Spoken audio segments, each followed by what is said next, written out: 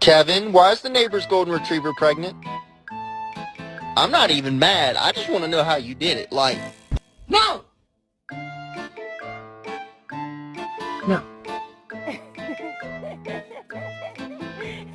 Yeah, that's all. Kevin?